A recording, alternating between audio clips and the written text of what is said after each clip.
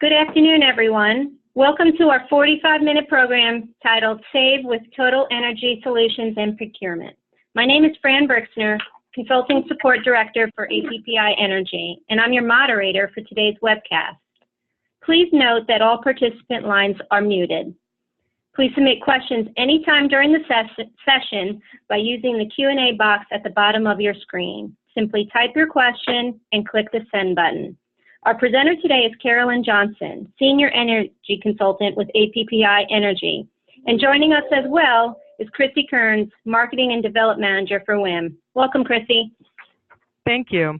Good afternoon. I'm Chrissy Kearns, and I am pleased to welcome you to today's webinar on Energy Solutions and Procurement. During this webinar, you will understand what drives value for an organization and how to maximize that value. I want to take a few minutes to introduce you to our presenter today, Carolyn Johnson. As mentioned, Carolyn is a Senior Energy Consultant with APPI Energy.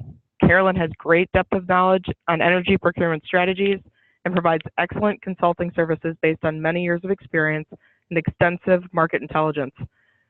APPI has been WiM's endorsed energy consultant since 2014, and since then, they've provided great value to our members.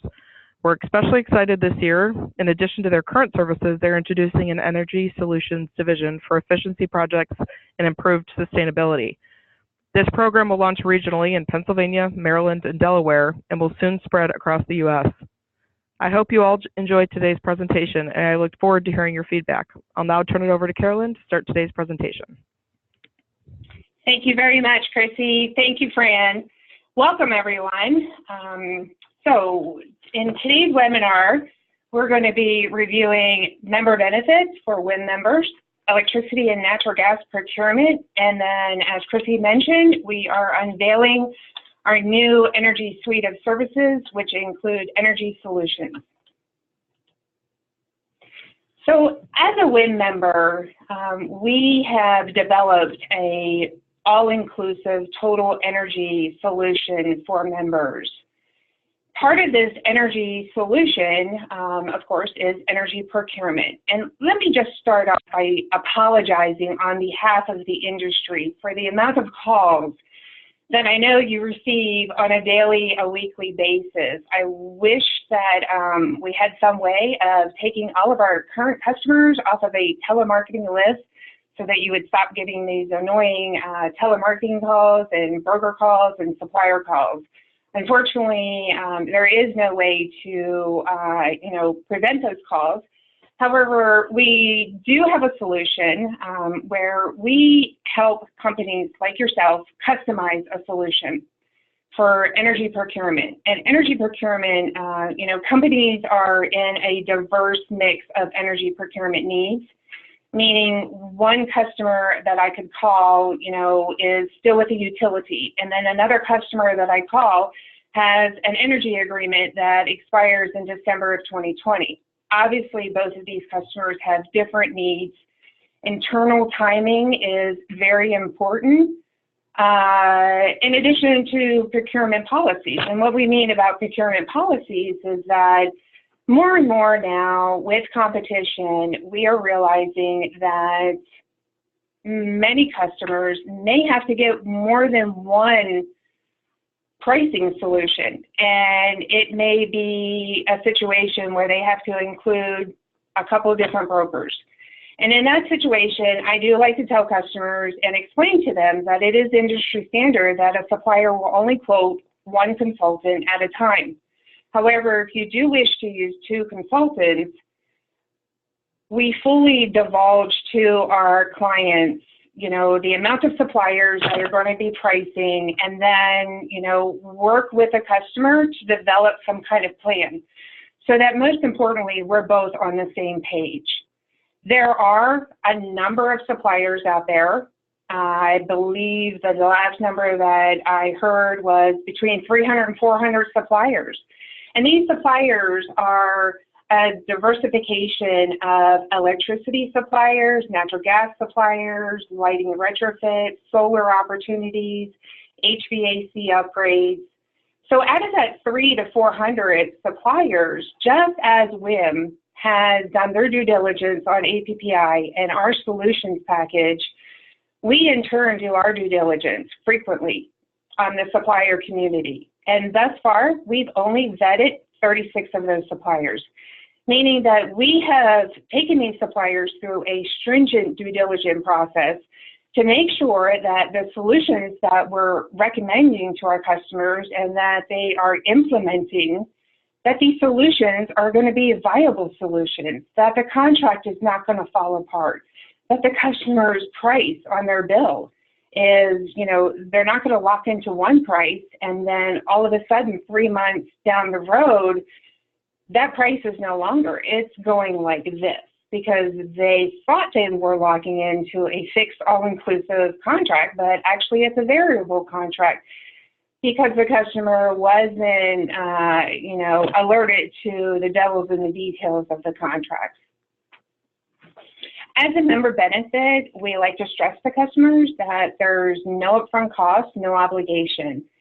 And meaning, essentially what we mean by this is obviously there's never a fee that APPI is going to charge customers.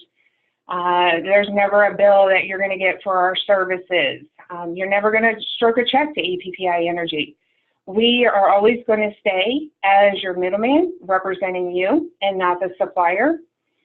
And there are situations where we will do work for the customer when the customer is in another supply agreement with another broker. That relationship maybe was not as lucrative as it was in the beginning, and now they're starting to look at other opportunities and they need our assistance.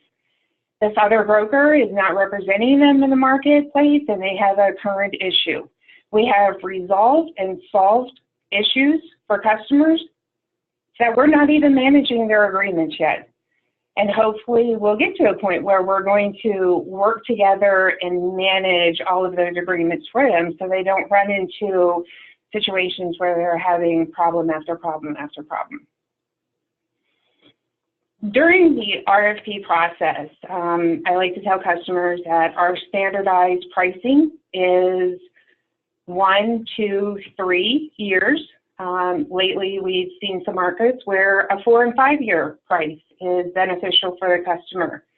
And these are always forward contracts. These are always forward pricing that we're looking on the market to determine in your state, behind your specific utility, what is the best pricing option out there for you. Now, depending on, if we're looking at a contract that starts in August and we want that to end in December, we may look at a 22-month agreement or a 21-month agreement, or our customer may need a bridge agreement because they're closing one facility and they're going to open another facility, but they still want to take advantage of the savings opportunity, so we can do a 1-month agreement. There is no minimum amount of time frame that you need to lock in with a supplier, and we even have some suppliers that are offering 6- and 7-year contracts down in Texas. But pretty much across the United States, we look at 1- to 5-year contracts. The pricing trends. How do we determine the pricing trends? How do we benchmark them? How can we go out to our customers and say that, in year 2020, we're starting to see a little bit reduction in pricing. And if a customer looks right now and their contract doesn't expire until December of 2020, perhaps they can hedge off the market for the future. Lock in now to take advantage of future savings opportunities, because energy is trading a little bit lower on the forefront rather than the current trading month. And also there's other components that are already known. So we like to tell customers that this is a very simple process, very little time commitment on your part. In order to get started on the RFP process, there's typically a standardized letter of authorization, or in some utilities it's called a utility usage authorization form.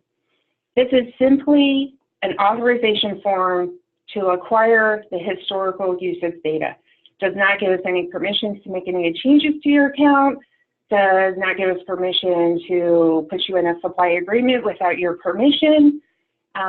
Most importantly, we just want you to know that we're going to advocate for you. Once again, we represent you and not the suppliers. This is our footprint. Basically, this is a map of the United States, and the states that are currently deregulated for electricity and gas are notated in green. The states that are only deregulated for natural gas are highlighted in blue only. And then we've got two particular states that are highlighted in gray. And that's because early on deregulation occurred, and because of one caveat or another, the state has put some limits on the deregulation and or the amount of customers that can move to competitive supply options. And what I mean by that, for customers that are in California or Michigan, if they are on current competitive supply agreements, we can work with them going forward. If they are not on current supply agreements, then there is a lottery process that we can certainly get into more detail with those specific customers. Now this is a chart, this is a chart of PJM. So PJM is the Pennsylvania, Jersey, Maryland grid system. It actually encompasses 14 states now, and this is the this is the background for the area that we are currently in. This is the most vastly traded market because it does encompass 14 states. And on this grid system, you can see the volatility of the market. And when we're looking at, 2009 to 2014, we're dealing with some minimal market speculation, some, $20 a megawatt hour jumps and valleys. Then all of a sudden, we have the polar vortex. So 2014, the winter of 2014-15, pricing spikes way up. We have to lift the cap for the generators. The cap for $1,000 a megawatt hour was lifted. Customers across the United States in deregulated markets saw, very high skyrocketing electricity pricing. Then coming off of the winter of 2014-15, we did see a little bit of volatility in 2015 in February after that winter coming into the spring. And then you're going to see we've been riding the low market. A lot of downward pressure on the market, a lot of Marcellus shale gas putting downward pressure. And in the winter of February 18th, we saw a little bit of a spike, and then it calmed back down. So going into the winter of 2018-19, we saw this price spike. And it was built again, once again, on speculation. Coming into this winter, it was going to be a very harsh winter. And, as we play out, we did have a harsh winter. We had periods of a harsh winter, but we also had periods of a very mild winter. Gas production is an all-time high. We still have a lot of gas that we're exporting. So we think that, the market is eventually going to turn around as production stays high. However, we are importing more gas via LNG in the form of liquefied natural gas. And then this is the volatility of the natural gas market.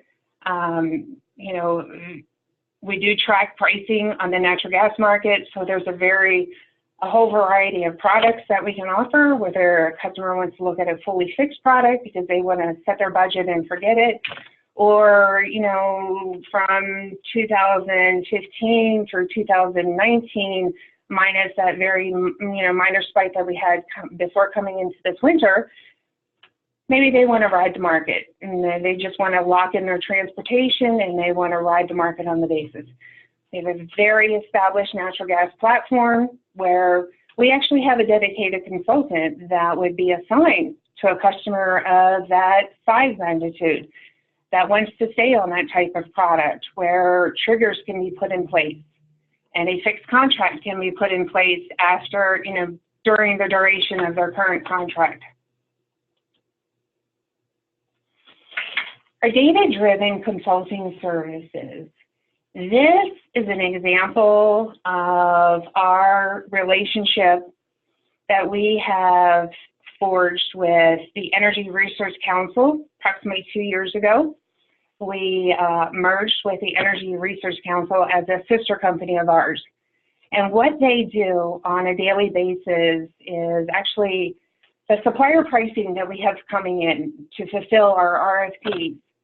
This data is actually uploaded into their database, a little over 1 million data points, so that any given period I can or we can present to prospective customers, clients, a benchmarking capability. And the benchmarking is going back as far as we've started collecting that data approximately 3 years ago, and then going forward for 3 years. So the forward part is very important. It's very proprietary to the industry. We are able to tell customers, this is how suppliers are pricing behind your utility for your specific start date. Let's say the start date is April of 2019. And before the customer even wants to start the pricing discovery, they say, well, what price offer are you, talking about? Well, obviously, we don't have prices that we can just throw out at customers. We like to, run a fully, RFP designed around the customer's load factors, so it is specific to that individual customer. However, we can present them with options such as this to say, well, Mr. Customer, Mrs. Customer, we have a price range. And for the med-ed territory, we're seeing pricing, anywhere from, 6.6 all the way down to 5.6. And the customer says, great. And Mr. Customer, Mrs. Customer, we're going to do our very best to get you below that red line, because we're going to force these suppliers to really vie for your business and really pair one supplier against each other to see how much margin we can squeeze out of those suppliers to maximize the savings for our customers. This is a sample electricity price discovery. You can see that we've gone out to 12 suppliers, cast it the widest net possible, and the array of pricing that came in. So you can see we've got the standard 12, 24, 36 months. But then we also have some suppliers, Hudson Energy. They came out and said, hey, we can offer this customer a 5-year price. So we're going to show the customer all this pricing and then really help the customer to hone in on what supplier. And when you begin the honing in process and the review of the devils in the details of the contracts, we like to simplify this and really point out the main factors of a contract that could negatively or positively impact a customer. That's in the notes section. So oftentimes I'm asked, well, what is a 100% swing? What is a 100% bandwidth provision? Why is that important to me? When specifically you're talking about manufacturers, most of the customers that I deal with are on-demand manufacturers. So they're getting orders, they're fulfilling orders, they're manufacturing a product, distributing. So your usage is not going to stay exactly consistent from year to year. If you have more orders one year, your usage is going to go up. If you have less orders one year, your usage is going to go down. So the most important thing about a 100% swing or bandwidth is that the supplier will look at your historical data. That's your load factor, and that's how they provide you with pricing. Well, they'll say, okay, so you've got a historical model to go by. If you deviate from that usage, we could penalize you. Well, this 100% swing actually eliminates that. So you can actually take that meter down to 0, or you could double the usage on a monthly basis, and you're not going to get penalized just as long as you don't close the meter. We've got some suppliers that will specify 25% MAC language. A MAC clause, MAC, there's a lot of acronyms in our industry. MAC stands for Material Adverse Change Language. What that stands for is that is completely different than a swing provision. A swing provision is looking at your monthly volumes as compared to your historical usage, and if you swing up or down, that's where the penalty is not going to come into play. However, a MAC clause is a material change, something that you have changed about your business that is going to increase your usage by more than 125%. And these are the discussions that we are having more and more with our customers, because if they do a lighting retrofit, let's say they do an HVAC upgrade, and that affects their historical usage because we're trying to reduce the reduce the usage to capitalize on the savings, but we don't want that to affect the electricity agreement. So getting into those other caveats that could affect a customer, our Energy Solutions division. We have rolled out a fully developed energy solution for customers. We're right now focusing Maryland, Pennsylvania, and Delaware.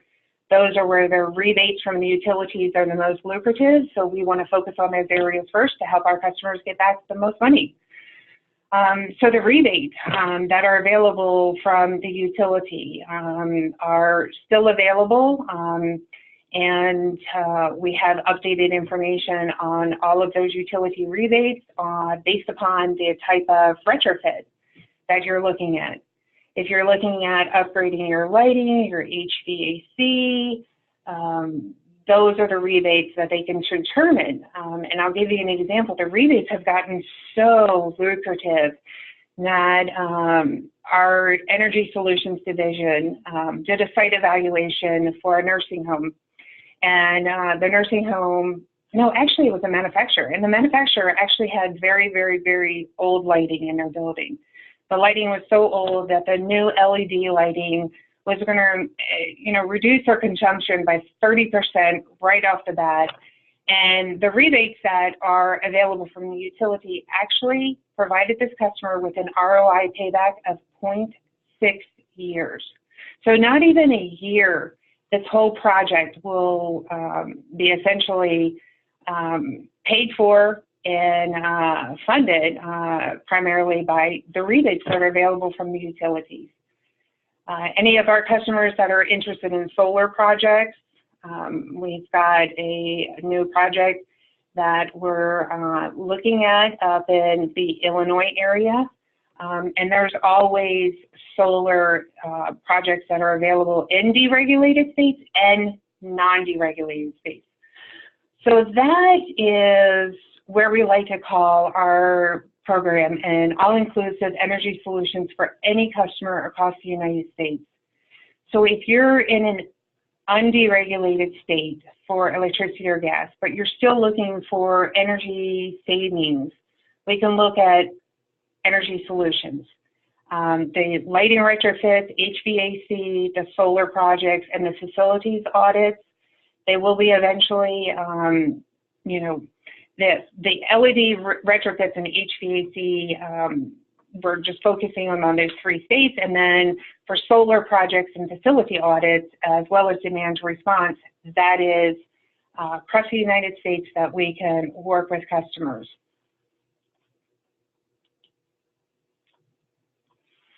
And then this is what I like to call our real bragging sheet. So we've been in business since 1996. We're one of the largest and oldest energy consulting firms in the nation. I myself have been with the company this September, going on 20 years. So I'm very proud to be part of this organization. And to date, we've got a little over 2,100 customers, and these include manufacturers, commercial, industrial, government clients, and this is for electricity and gas. We've got 158 affinity endorsements, just like WiM. Very proud of our Infinity platform. A little over 10 billion, excuse me, kilowatt hours of electricity under contract, and that represents 18 million decatherms of natural gas. That's a lot of natural gas. And like I mentioned before, there's 36 vetted suppliers. We're always looking at new supplier options, but sometimes that vetting process takes almost a year to complete. So we just want to make sure that we're making solid recommendations with solid suppliers to our customers. Customer service. So no customer wants to get an agreement and immediately have customer service issues. However, we have a fully staffed customer service department, and I like to tell customers that if you have an issue or if you have a question, I want to be your first point of contact. I don't want you calling the supplier. You can if you want to, but obviously customers prefer to contact me as their first point of contact, either email or phone, and that just makes the process extremely simple for our customers. We have a channel partner at every supplier entity. We have a direct line to their customer service department to resolve these issues or get answers to questions expeditiously. And we've got 42 employees, and we're based in Salisbury, Maryland. So even though we're in Salisbury, Maryland, centrally located in PJM, we do have employees that are spread out across the United States, so that meeting with a customer in the Midwest or out on the West Coast is an available option. We want to make ourselves as much available as customers want us to be received. And that concludes today's webinar. I thank each and every one of you. And if you have any questions, I believe Fran is ready to receive and relay any questions over to me. Hi, Carolyn. We do have a couple questions for you. Number one, what if I have multiple facilities in different states? That's a great question.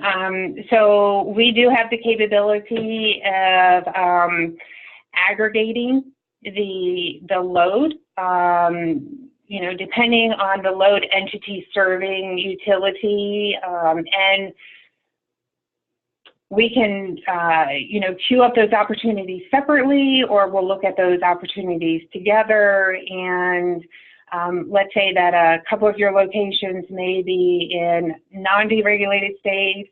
We'll keep that information on file so that when that state does deregulate, legislation is passed, that will reach out to you instead of, the customer having to keep track of that. Awesome. Second question is, what if my current contract doesn't expire until October 2020? That's another good question. So if your contract doesn't expire until 2020, we actually reach out to our customer base well in advance of their current expiration date. So any customer that has a contract expiring in 2019, 20, or 21, we should be talking to. You have the opportunity of looking at the market now and, like I said before, hedging off against any increases that could be coming down the line in the future with regulatory issues, FERC. So we do have the ability to price you now and then contract you to match your exact start date. So that's not an issue.